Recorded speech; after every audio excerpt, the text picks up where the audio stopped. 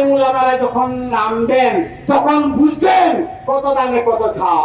এই রক্তের বিনিময়ে দেশকে স্বাধীন করেছি, এই মুস্তাক গুম হওয়ার জন্য নয়।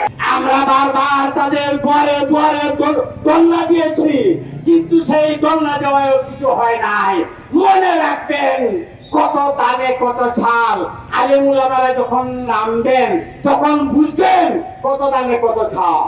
তাই আমি ঘোষণা করতে চাই, আগামী পল্লবীরার রাস্তায় যেখান থেকে মৌলানা মুস্তাককে গুম করা হয়েছে সেই বিরার রাস্তায় 3টা থেকে ব্লকেট তৈরি করা হবে। আমরা তাদের কাছ থেকে আর কোনো আশ্বাস শুনতে চাই না। আমরা 24 ঘন্টা আলটিমেটাম দিয়েছিলাম, সেই 24 ঘন্টা পার হয়ে গিয়েছে।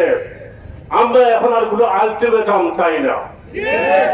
এবার আমরা যদি প্রশাসন মোস্তাক ভাইয়ের খুনিদেরকে গ্রেফতার করতে ব্যর্থ হয়, বসুন্ধরা ডায়াপেন্ট এখন আরো উন্নত। এই হট এয়ার থ্রো টপশিট দ্রুত শোষণ করে সোনামণিকে দেয় কোমল অনুভূতি। তাই আমরা রাস্তায় নামতে বাধ্য হব। এই রক্তের বিনিময়ে দেশকে স্বাধীন করেছি, এই মুস্তাক গুম হওয়ার জন্য নয়। রামগঞ্জের ডিসি মহোদয়, এসপি মহোদয়, ডিজিএফআই, ডিএসপি, এনএসআই, টিভি সকল গোয়েন্দা সংস্থাদের দৃষ্টি আকর্ষণ করছি, আগামীকাল কার্য দিবসের ভিতরেই মুস্তাক ভাইয়ের খুনিদের তালিকা প্রকাশ করতে হবে।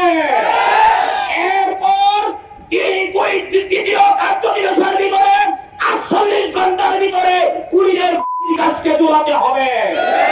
অন্যথায় আমাদেরকে দুর্বল রাখবেন না।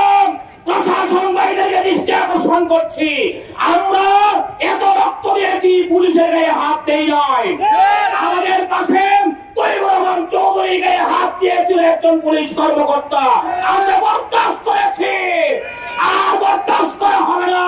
মুস্তাক আহমদ কাজীর পুলিশের তালিকা প্রকাশ না হলে আমরা আপনাদের ব্যাপারে ব্যবস্থা নিতে বাধ্য হব।